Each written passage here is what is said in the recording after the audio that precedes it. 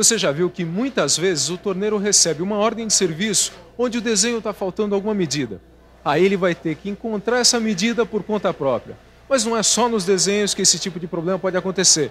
Em situações de reforma ou manutenção de máquinas, muitas vezes o mecânico encontra máquinas sem as placas que identifiquem suas RPMs. Vamos imaginar que você seja um mecânico de manutenção e precise descobrir a RPM operacional de uma dessas máquinas sem placa de identificação. Você saberia resolver esse problema? Ah, você não sabe o que é RPM. Não se preocupe que você está na teleaula certa. É justamente isso que a gente vai aprender aqui hoje.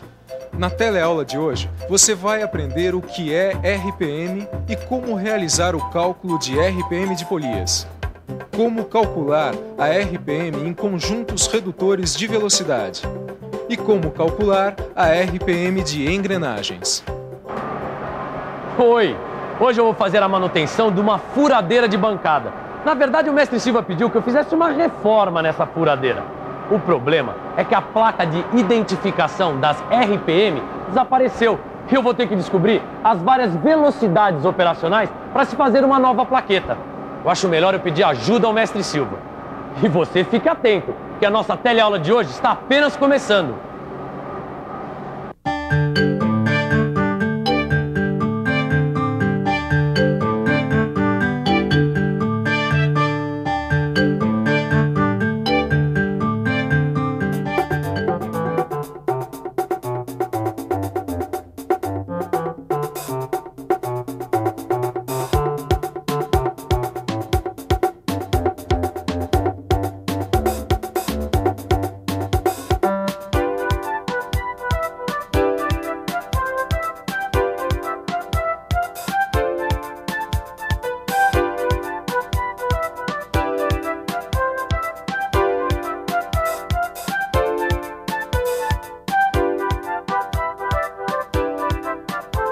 A velocidade dos motores de uma máquina é dada em RPM. E RPM é uma sigla que significa rotações por minuto, ou seja, o número de voltas que um eixo, uma polia ou uma engrenagem dão em um minuto.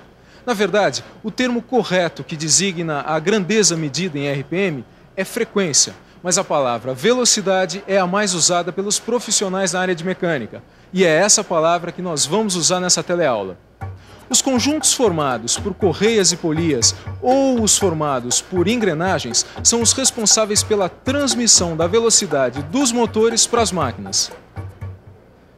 Por favor, a velocidade dos motores varia de acordo com as máquinas? Bem, geralmente os motores possuem velocidades fixas, né?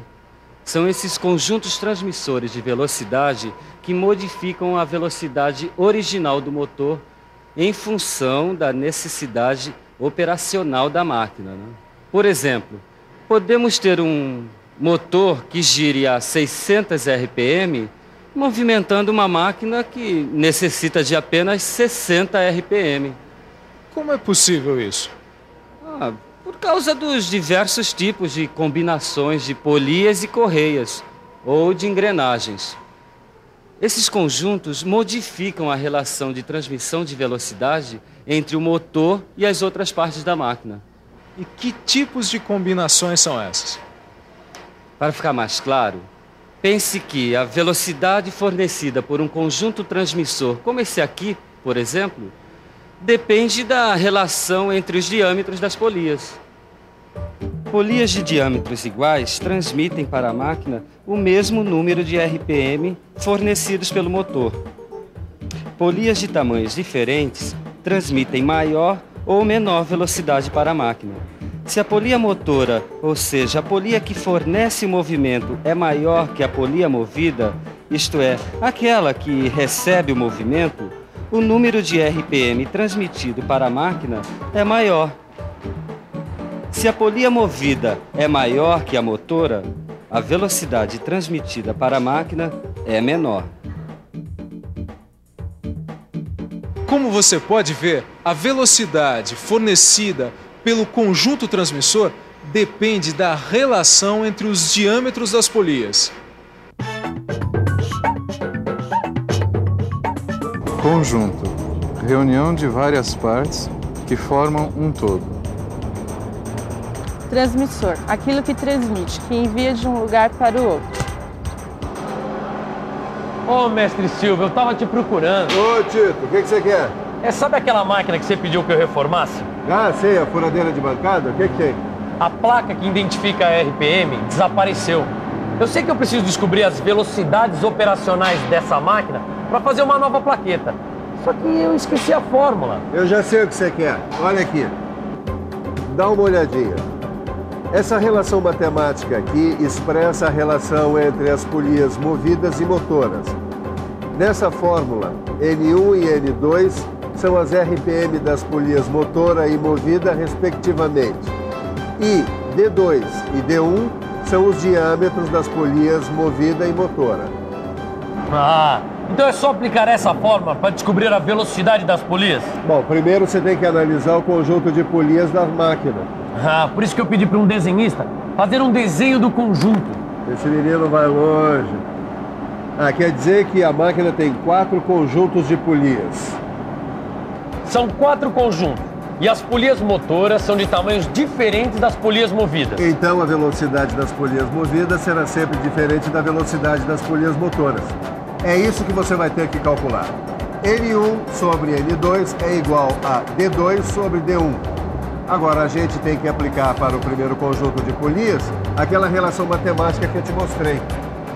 Os dados que você tem são a velocidade do motor e os diâmetros das polias motoras e movidas.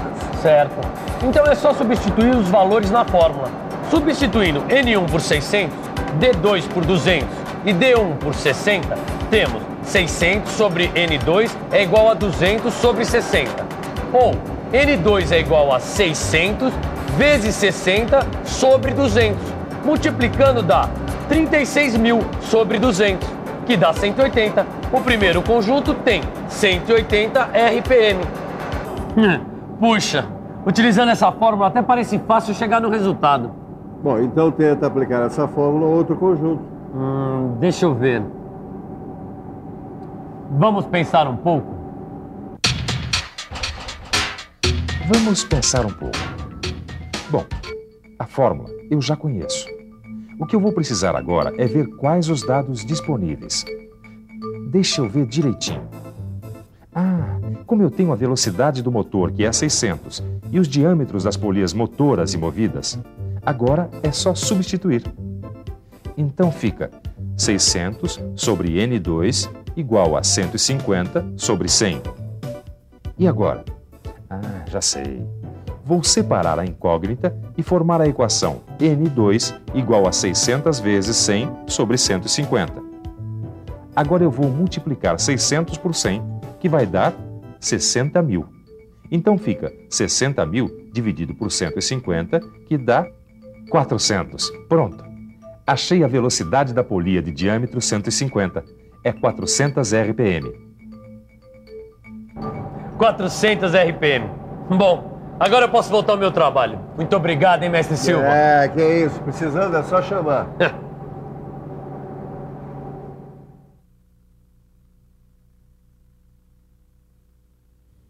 Oi, estou aqui resolvendo um problema. Um amigo meu tem um conjunto redutor de velocidade igual ao desse desenho aqui, ó. Esse conjunto, como você pode ver, abriga polias de tamanhos diferentes em 2 estágios. E ele quer saber qual a velocidade final desse redutor. Parece complicado por causa desses 2 estágios, mas o que é preciso fazer nesses casos é descobrir em cada estágio qual a polia motora e qual a polia movida. Depois que você descobrir isso, é só aplicar em cada estágio a fórmula que você já conhece. O que eu tenho que encontrar é a RPM das polias movidas do primeiro e do segundo estágios. A fórmula eu já conheço. Agora eu preciso colocar os dados do primeiro estágio. Eu sei que o N1 é 1000, que o D2 é 150 e D1 é 60. Preciso encontrar N2, que é a RPM da polia movida. Agora é só substituir e calcular. N2 vai ser igual a 1000 vezes 60 sobre 150. 1000 vezes 60 dá 60.000. Agora é só dividir por 150 que eu vou ter o resultado para o primeiro estágio. Agora eu sei que N2 é igual a 400 RPM. Agora presta atenção numa coisa. A polia motora do segundo estágio está acoplada à polia movida do primeiro estágio. Aqui é preciso prestar atenção, porque N2 da polia movida do primeiro estágio é N1 da polia motora do segundo estágio. Ou seja, N2 vai ser igual a N1. E como N2 do primeiro estágio é 400 RPM, esse vai ser o valor de N1 no segundo estágio. Então eu já tenho o N1, que é 400, certo? Agora eu vou procurar o N2 do segundo estágio.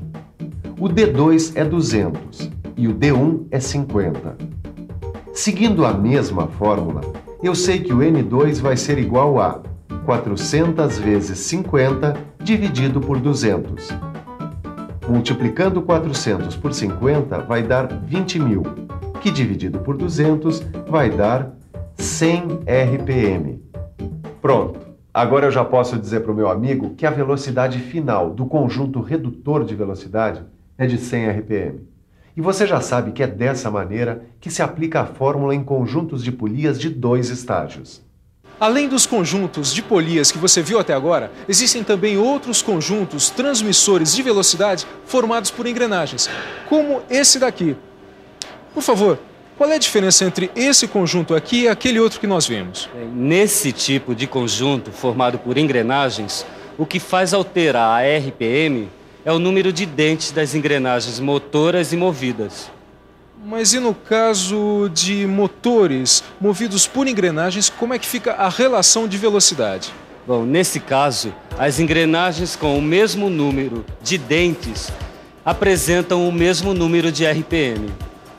E engrenagens com quantidades diferentes de dentes apresentam mais ou menos RPM, dependendo da relação entre o menor ou maior número de dentes das engrenagens motora e movida.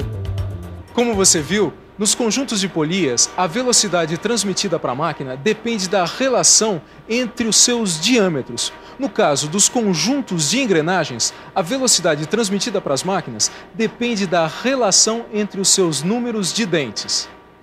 Ei, Titão, como é que tá lá o serviço? Ah, tá tudo certinho. Aliás, eu tenho uma dúvida. É? Se em vez de polia eu tivesse que calcular a RPM de um conjunto movido por engrenagens, a fórmula seria a mesma? Claro, a fórmula seria a mesma.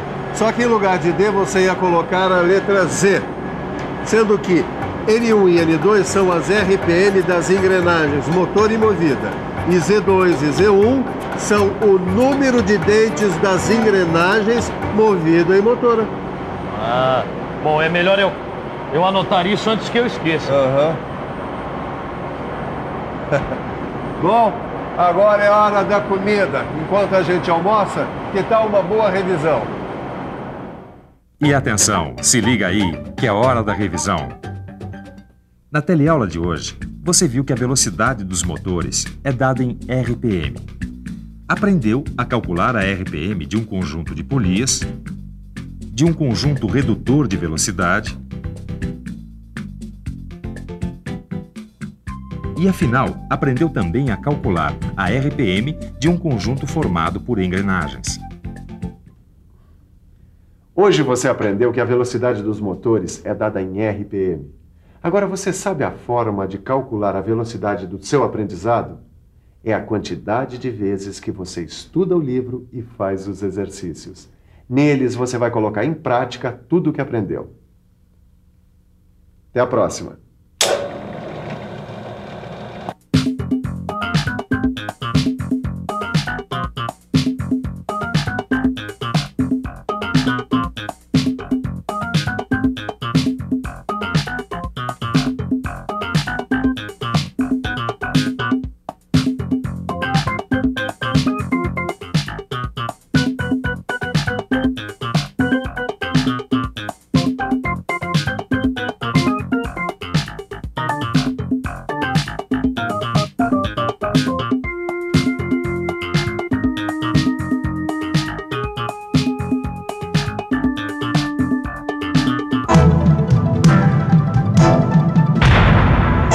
Telecurso 2000, um programa de educação do Sistema Fiesp e da Fundação Roberto Marinho.